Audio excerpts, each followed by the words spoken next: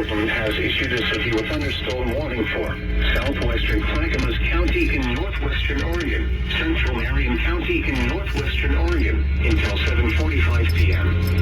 At 7:09 p.m., a severe thunderstorm was located 8 miles east of Silverton, Oregon, 21 miles east of Salem, moving northwest at 20 miles per hour. Hazard, quarter-size hail. Source, radar indicated. Intact, damage to vehicles is expected.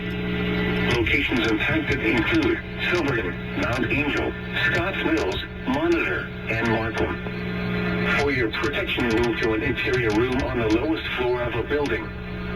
Large hail, damaging wind, and frequent cloud-to-ground lightning are occurring with this storm. Move indoors immediately. Lightning is one of nature's leading killers. Remember, if you can hear thunder, you are close enough to be struck by lightning.